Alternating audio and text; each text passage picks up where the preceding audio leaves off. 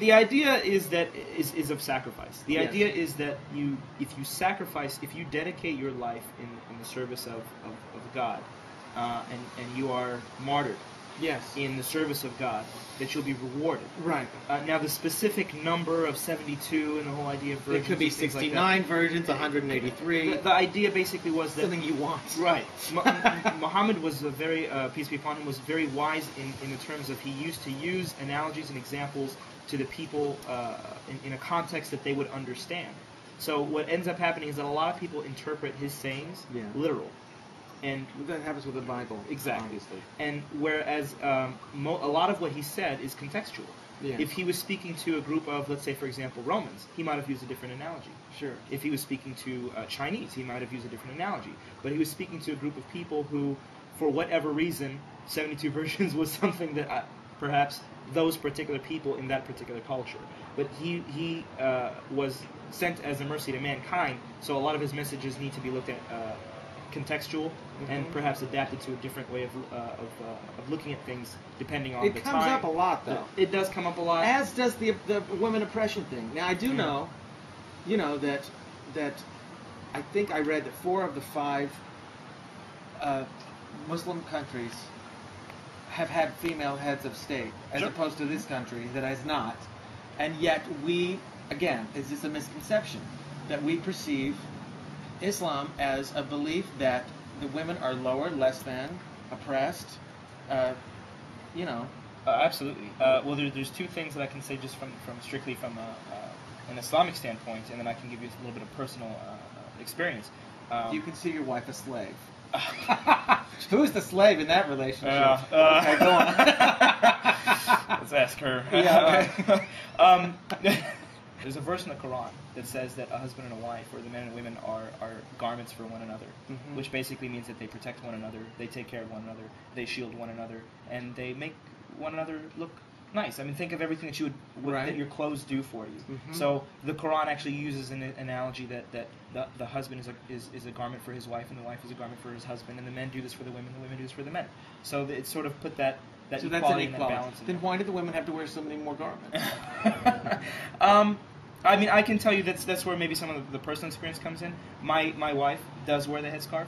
I never enforced it on her. I never told her she has to wear it. I never told her, don't forget to put your headscarf on before you leave the house.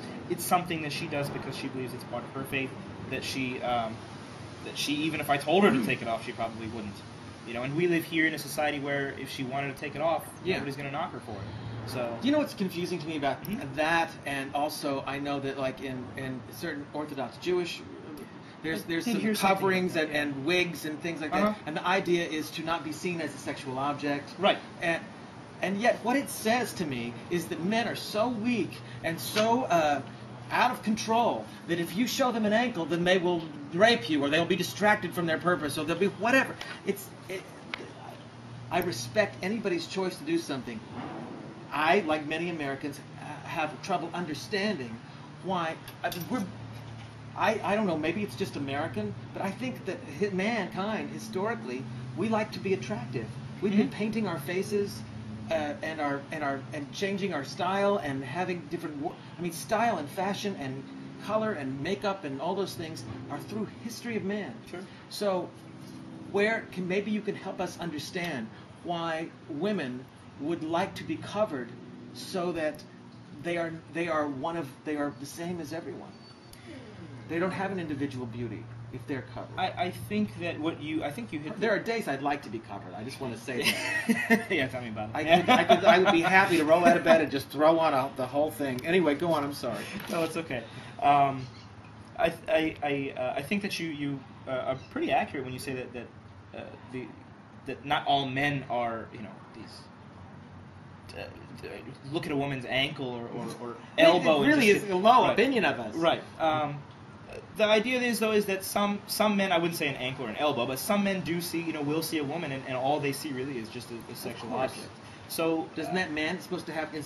What I'm saying is, shouldn't the religion be pushing the man to have a little respect and control, rather than covering up the source? Absolutely. That's like banning chocolate cake. Absolutely, and actually the the verses in the Quran that talk about, you know, the women covering up, right before that, it actually says, and the men should lower their gaze from the women. Should not, and basically what the interpretation of that means is that you should not be looking at the women in this sexual way. You should but just in case, you should wear something from head to toe. Basically, just in case you do come across, because how are you going to know? You come across Right. two men, one of them is very sophisticated, one of them does not look at women in a sexual way, and another one does. But we're not mind readers. We can't tell, okay, this guy's cool and this guy's sick. So Right. But you know what, though? We are sexual beings.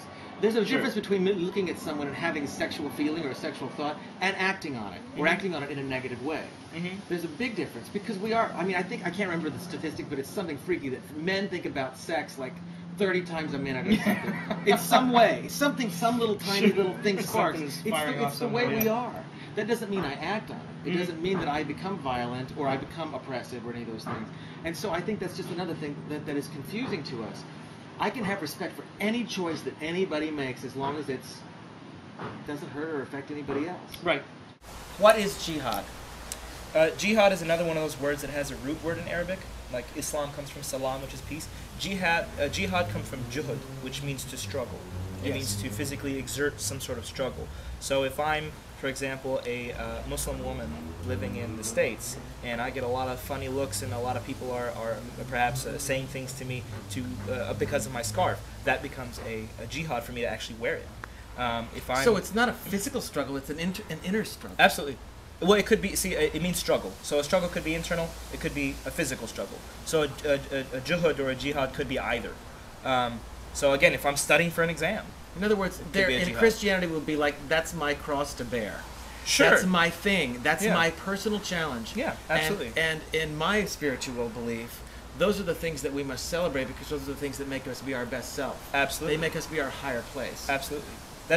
We Reacting negatively or out of violence is not a higher place. No, absolutely not. Absolutely So not. where does it get confused? Well, it gets confused because now sometimes this is my belief, and this is also the Islamic belief, is that sometimes you do have to physically, Sure. either defend or physically fight. So if somebody was attacking me physically, punching me, Right.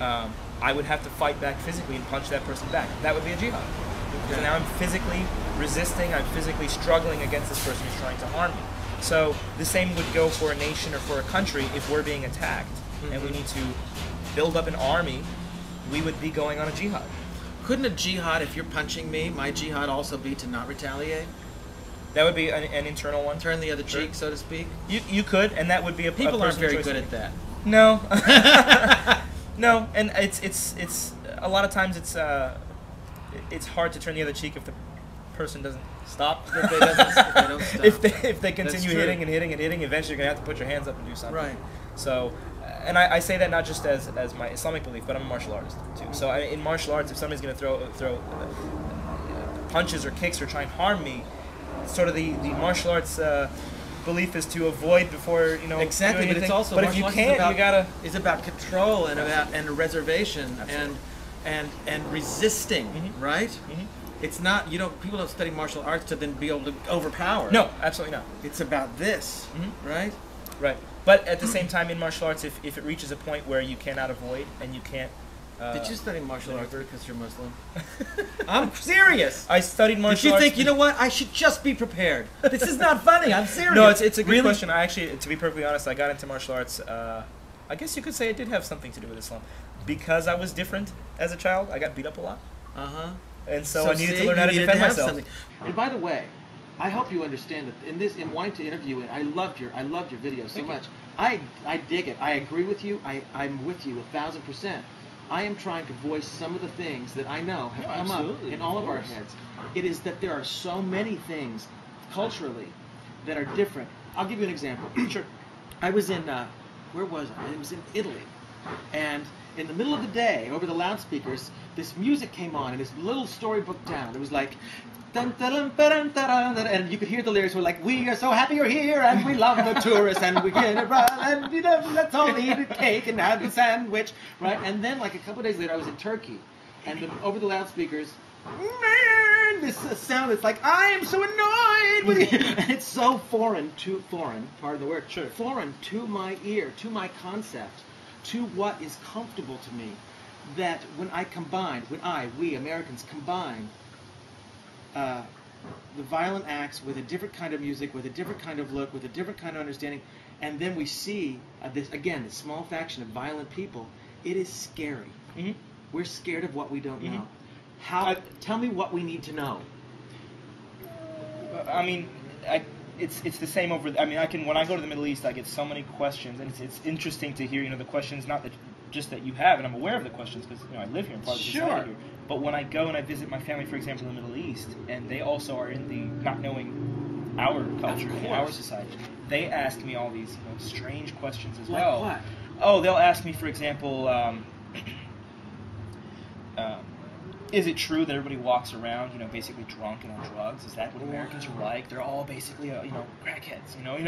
Is it true that everybody walks around with guns shooting each other? Wow. Well, you know what's funny? Gang, is that we have these uptight things about women who cover themselves, and yet we have no problem with 12 and 13-year-old girls dressing like whores. Right. Exactly. That's completely exposing their bodies. There's no modesty. There's no Mm-hmm. self-respect. It's on our televisions. It's in our music. It's on our magazines. Right. It's everywhere.